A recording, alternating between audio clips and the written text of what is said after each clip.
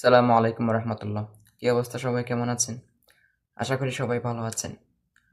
তো আজকে আমি একটা বিষয় নিয়ে আলোচনা করব, যে বিষয়টা আমাদের যারা নতুন প্রবাসী ভাইরা সৌদি আরবে আসতে চাচ্ছেন তাদের জন্য হয়তো একটু হলেও কাজে লাগবে। সো সবাই ধৈর্য সহকারে আমার ভিডিওটা দেখবেন। যদি ভালো লাগে তাহলে একটা লাইক, একটা কমেন্ট করে ভিডিওটা শেয়ার করে দিবেন। সো চলুন শুরু করা যাক।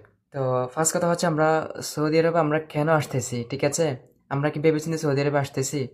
অনেক বাইরে আছে যারা না বুঝেই সৌদি আরবে চলে আসতেছে। সো এটা কিন্তু ঠিক হচ্ছে না। এখানে এখন সৌদি আরবে কাজের চাইতেও মানুষ বেশি হয়ে গেছে। সো আমরা যারা নতুন সৌদি আরবে আসতে চাচ্ছি তাদের উচিত হবে আমরা ওখানে গিয়ে কী করব, আমরা আমাদের লাভ লস আমরা হিসাব করে এখানে আসতেছি কি না সেটা আমাদের আগে বুঝতে হবে, ঠিক আছে?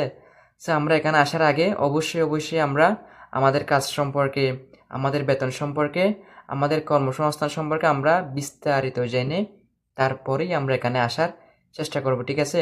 এমনি হুট করে চলে আসবো না। বিদেশে আসলেই মানে টাকা, এই ভুল ধারণা আমাদের পরিহার করতে হবে, ঠিক আছে?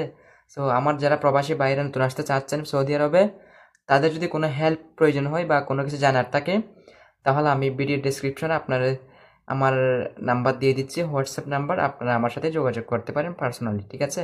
সো থ্যাংক ইউ সবাইকে।